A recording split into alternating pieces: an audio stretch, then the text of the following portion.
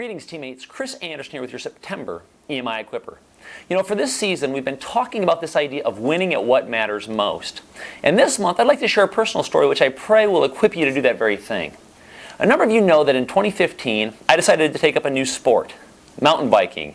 Now, this is a sport I'd never really considered much in the past, a little bit because I'm not a big fan of getting dirty, and partially because I'm not a fan of crashing and getting hurt. And I thought in that sport there was a good chance for both of those things, and so I pretty much avoided it. However, in 2009, that changed a little bit. I ended up watching this movie, The Race Across the Sky, which is a documentary about the Leadville Trail 100 mountain bike race. And I watched it a little bit out of curiosity, and a little bit because of the Lance Armstrong hype that was surrounding the race that year. And as I watched the race, I was very intrigued by both the adventure and the challenge of the race. And because of that, I put it on my bucket list. Well, since that time, I hadn't thought about it a whole lot, but I also hadn't forgotten about it. Well, about a year ago, two good friends, two teammates, said that they were going to try to race the 2015 Leadville 100, and that put it back on my radar. So I started to think about and pray about some of the opportunities and the costs, and I went home and I talked to my family. I knew a race like that was going to be a huge investment. It was going to be a large sacrifice both for myself and for my family, and so I talked it over with them, and they were all in. They were up for the adventure, and so away we went on this Leadville Trail 100 adventure together. And from the beginning, I could feel the race start to suck me in. Part of it was the race itself. This is an epic race, arguably the most epic mountain bike race that exists. And there's a lot of hype around that, and that hype, it just pulls you in. Part of it was, this was a new sport for me. And I had a lot of research to do, from which bike do I buy to figuring out how do I ride a mountain bike down a mountain without crashing and dying. And so there was a lot of newness in the sport, and that excitement drives you, and it just sucks you in. And part of it was the length of the event. This was a 100-mile mountain bike race in the Rockies of Colorado, and that might take 12 hours. And I hadn't done a race even close to that for almost 10 years. And so in order to get yourself prepared for that, you do a lot of training, there's a lot of saddle time, and as you spend all that time training again, it pulls you in. And so over the course of the years, I'm preparing for the race.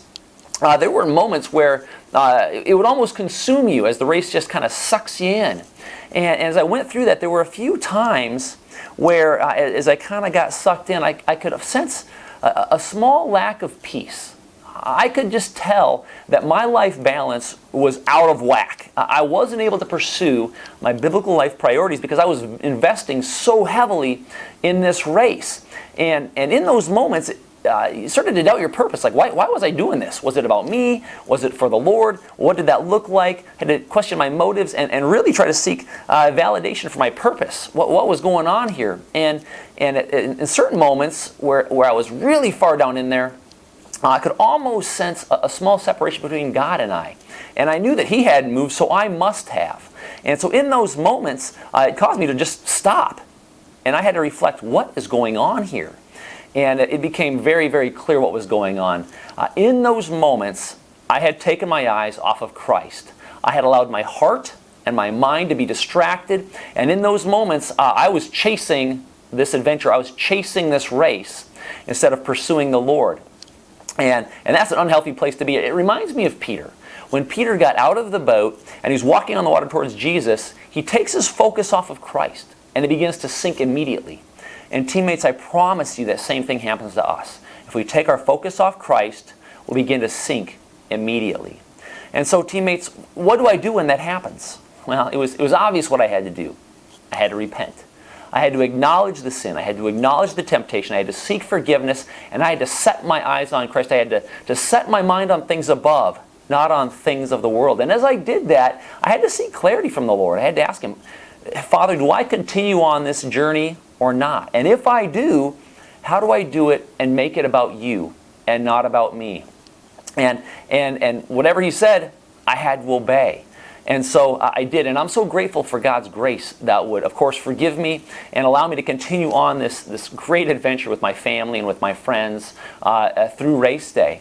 But there was growth through that, and there was definitely some wrestling as I went through that process. Friends, why would I share all of this with you today?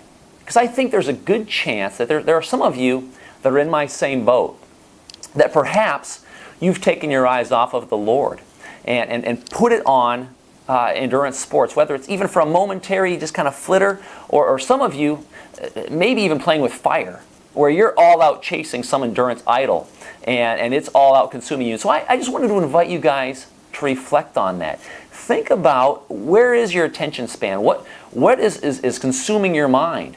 Are you consumed with endurance sports, or do you still have a heart for prayer? Do you still have a passion to seek the Lord through His Word? I'd ask you to reflect on, how are you spending your time? Are you so consumed with training that you're neglecting your other biblical life priorities?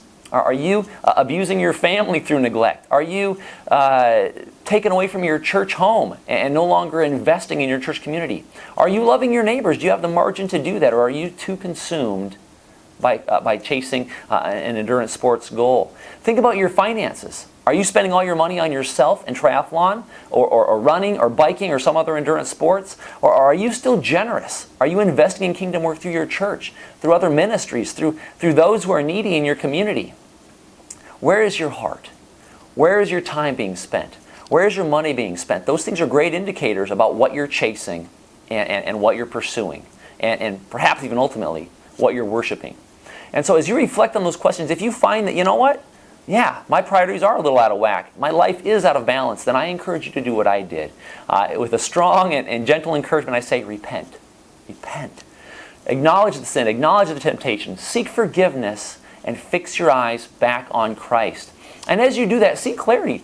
Ask the Lord, Father, what should I do with this? Do I continue on or not? And as He gives the answer to that prayer, then obey. And for some of you, that might mean changing your involvement in endurance sports slightly. For some of you, that might mean giving it up completely so that you can do what God's actually asking you to do. And that'll be a great, great thing. Friends, endurance sports are such a blessing. They're a great opportunity for worship. They're a fantastic opportunity for fellowship. They are a great opportunity to make disciples. But don't give them your heart. That belongs to the Lord. Fix your eyes on Him. Teammates, I would just close by saying this. My encouragement for you is that you store up treasures in heaven. Because at the end of the day, from an eternal perspective, whether it's an Ironman medal or a Leadville belt buckle, from an eternal perspective, they're just metal. They don't matter at all. No, chase the things that have eternal value. And if you do that, you'll win at what matters most. God bless you as you go do this. All the Christian soldiers marching past your war with the cross of Jesus.